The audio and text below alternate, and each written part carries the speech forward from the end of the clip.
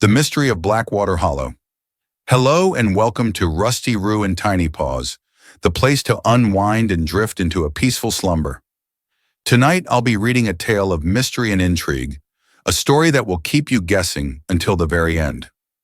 This is a classic detective story filled with twists and turns, where the truth is hidden beneath layers of deception. If you're sensitive to themes of crime or suspense, feel free to choose another recording. Otherwise, settle in and let's begin. It was a crisp autumn morning when I received the telegram. My wife and I were seated at breakfast, the sunlight streaming through the windows, when the maid brought it in. It was from my old friend, Detective Adrian Graves, and it read, "Have you a couple of days to spare? Just been called to Blackwater Hollow in connection with a tragic case. Would be glad if you could join me. Scenery perfect. Leave Paddington by 11:15. What do you say?" I looked up at my wife, who was watching me with a curious expression. "Well," she said, "will you go?" I hesitated. My schedule was full, but the thought of accompanying Graves on one of his investigations was too tempting to resist. "I suppose I could," I replied. "Stratham could cover my appointments. And I have been feeling a bit pale lately. A change of air might do me good." My wife smiled. "You've always been so interested in Mr. Graves's cases. I think it's a wonderful idea." And so, within half an hour, I was packed and on my way to Paddington Station. Graves was waiting for me on the platform, his tall, lean figure unmistakable even in the bustling crowd. He wore a long gray traveling cloak and a close-fitting cap, his sharp eyes scanning the scene with their usual intensity. "It's good of you to come," he said as I approached. "Having someone I can rely on makes all the difference. Local aid is often biased or incompetent. Here, take these seats while I get the tickets." We settled into our compartment, and Graves immediately began rummaging through a stack of papers he had brought with him. He read and made notes, occasionally pausing to stare out the window in deep thought. Finally, he rolled the papers into a ball and tossed them onto the rack. "Have you heard anything about this case?" he asked. "Not a word," I replied. "I haven't seen the papers in days." "The London press hasn't covered it in detail," Graves said. "From what I gather, it's one of those simple cases that are deceptively complex. The more straightforward a crime appears, the harder it is to solve. In this instance, however, the evidence seems to point squarely at one man." "A murder, then?" I asked. "It's presumed to be so," Graves replied, "but I take nothing for granted until I've seen the facts for myself. Let me explain what I know so far." He leaned back in his seat and began to outline the case. Blackwater Hollow was a remote district in the West Country, not far from the town of Ashcombe. The largest landowner in the area was a man named Sir Reginald Blackwood, who had made his fortune in India and returned to England some years ago. One of his tenants was a man named Elias Hart, a former soldier who had served in the same regiment as Blackwood. The two men had been close friends, and Hart had settled on Blackwood's estate, living in a small cottage near the edge of the woods. Hart had a son, Thomas, a young man of about 20, while Blackwood had a daughter, Eleanor, of the same age. The two families were on friendly terms, and it was widely assumed that Thomas and Eleanor would one day marry. But recent events had cast a shadow over their relationship. On the evening of October 5th, Elias Hart had left his cottage and walked down to the Blackwater Pool, a secluded spot surrounded by dense woods. He had told his servant that he had an important meeting to attend. He never returned. The next morning, his body was found by the pool, his head crushed by a heavy blow. Nearby lay a blood-stained walking stick, which was quickly identified as belonging to Thomas Hart.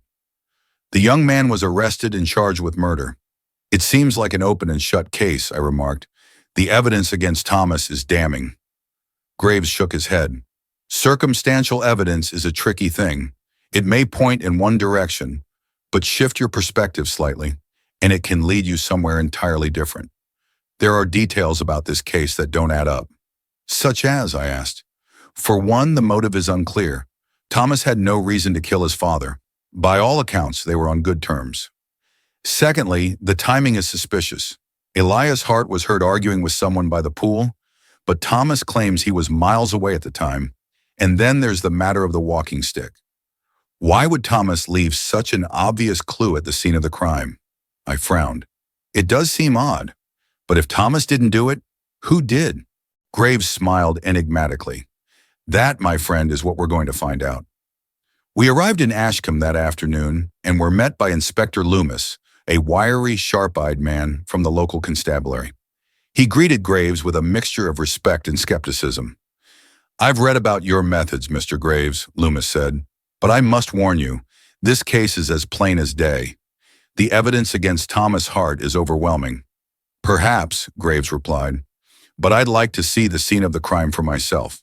We drove out to Blackwater Hollow, the landscape growing wilder and more desolate as we approached the pool. The woods were thick and dark, the air heavy with the scent of damp earth and decaying leaves. The pool itself was a small, still body of water, its surface reflecting the gray sky above. Graves examined the ground carefully, his keen eyes missing nothing. He pointed to a patch of disturbed earth near the water's edge. "This is where the body was found," he said. "And over here—" He crouched down and picked up a small object. It was a button, torn from a coat. "This could be significant," he murmured, pocketing the button. "Now let's speak to the witnesses." Our first stop was the cottage of Martha Lane, an elderly woman who lived nearby. She had been the last person to see Elias Hart alive. "He was walking toward the pool," she told us. "I heard him arguing with someone, but I couldn't see who it was. The voice was deep, like a man's, but I couldn't be sure." "Did you see Thomas Hart that evening?" Graves asked. Martha shook her head. "No, sir. I didn't see anyone else." Next, we visited the Blackwood estate, a grand manor house set amidst rolling hills. Sir Reginald Blackwood greeted us warmly, though his face was lined with worry. "This is a terrible business," he said. "Elias was a good man, and Thomas is like a son to me.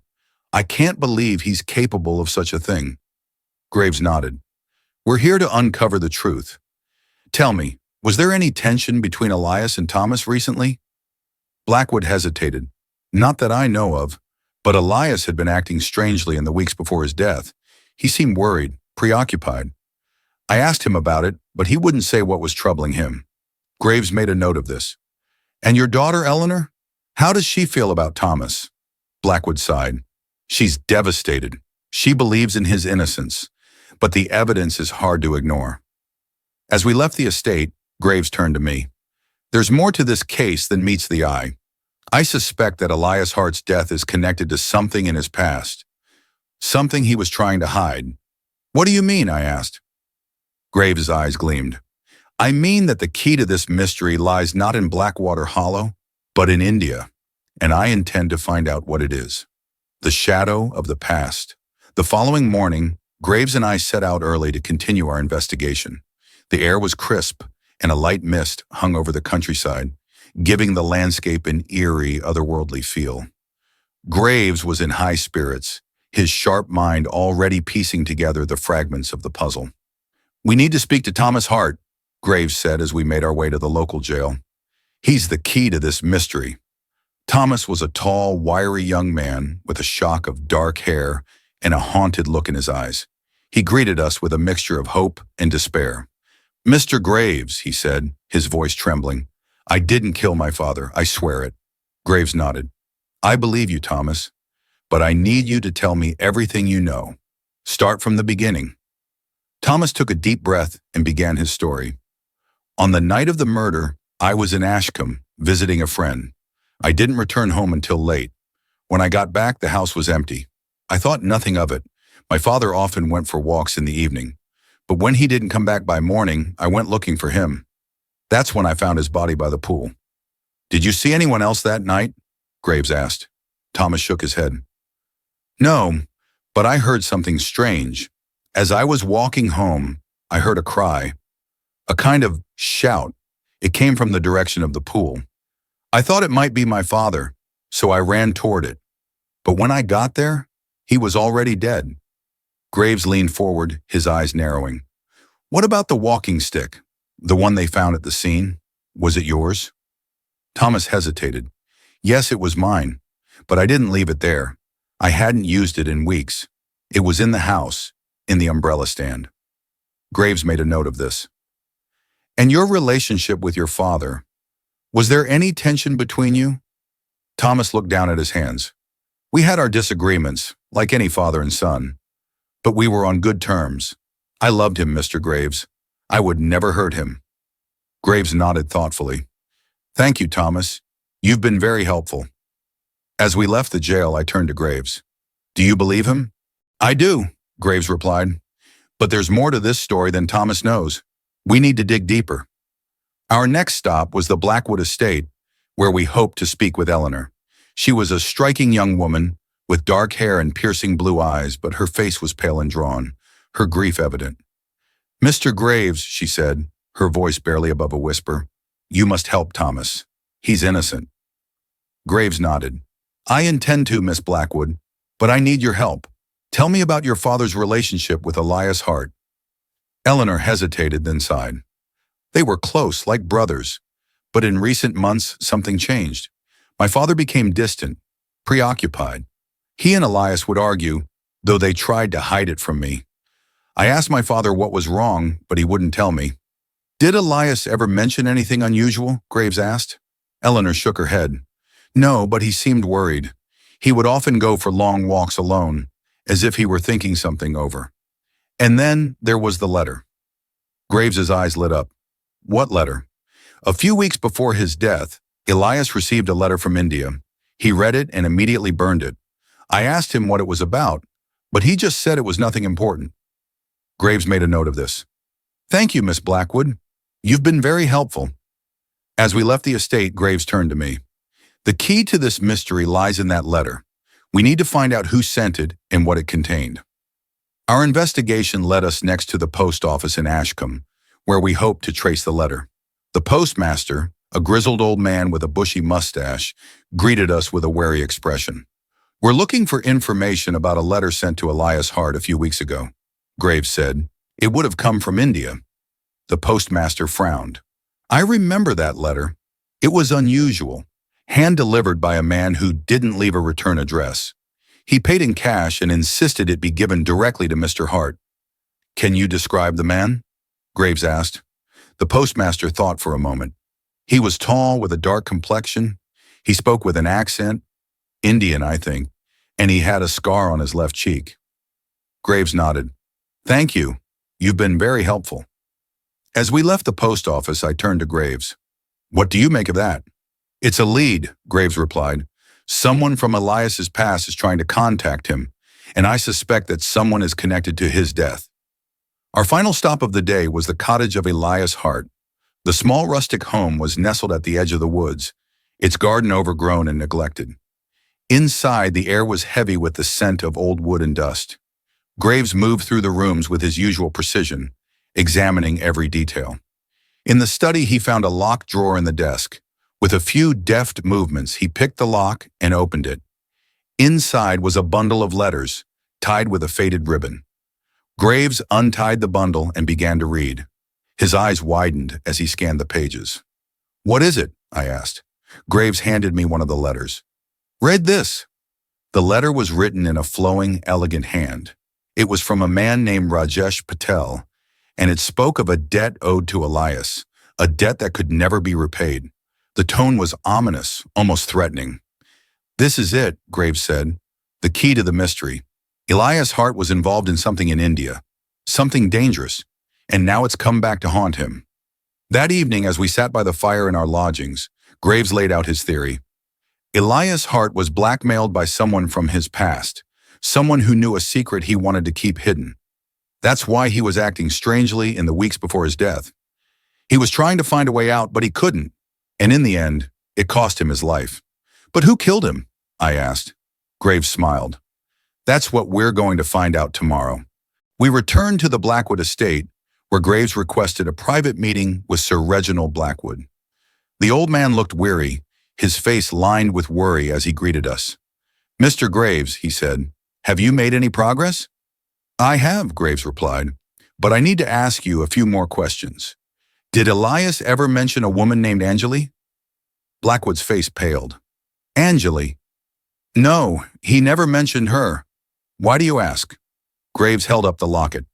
We found this by the pool. It belonged to Elias. The inscription suggests he was married to a woman named Anjali in India. Blackwood sighed heavily. I see. I suppose it's time the truth came out. Elias did have a wife in India. Her name was Anjali Patel. She died many years ago, under mysterious circumstances. Elias never spoke of her, but I always suspected there was more to the story. What happened to her? Graves asked. Blackwood hesitated. There were rumors that Elias was involved in something illegal in India, something that got Anjali killed. He left the country soon after, and we never spoke of it again. Graves nodded. Thank you, Sir Reginald. You've been very helpful. Our next stop was the cottage of Martha Lane, the elderly woman who had heard Elias arguing on the night of his death. Graves showed her the locket. Do you recognize this? He asked. Martha's eyes widened. Yes, I've seen it before.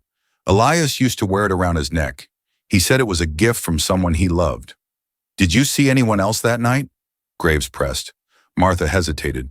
There was a man, a stranger. He was tall, with a dark complexion and a scar on his left cheek. I saw him arguing with Elias by the pool. Graves's eyes gleamed. Thank you, Martha. You've been very helpful. As we left the cottage, I turned to Graves.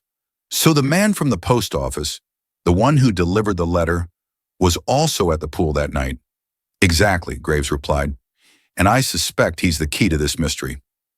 That afternoon, Graves sent a telegram to his contacts in London, requesting information on Rajesh Patel, the man who had written the letters to Elias.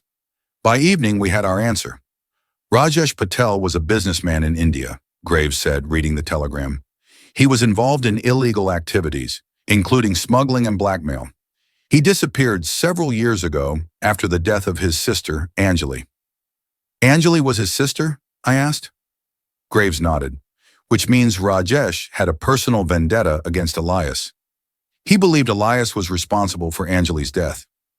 The final piece of the puzzle fell into place that night when Graves received a visit from Inspector Loomis. The inspector looked grim as he handed Graves a piece of paper. We found this in Elias's cottage, Loomis said. It's a confession. Graves read the document aloud. I, Elias Hart, confess to my role in the death of Anjali Patel. I was involved in illegal activities in India, and my actions led to her death. I have lived with this guilt for many years, and now it has come back to haunt me. Graves looked up. This changes everything. Elias's death wasn't a murder, it was a suicide. He couldn't live with the guilt anymore. But what about the walking stick? I asked. And the man with the scar? Graves smiled. The walking stick was planted by Rajesh Patel to frame Thomas, and the man with the scar? He was Rajesh himself, come to confront Elias one last time. The next morning, Graves presented his findings to the local magistrate. Thomas Hart was released, and a warrant was issued for the arrest of Rajesh Patel.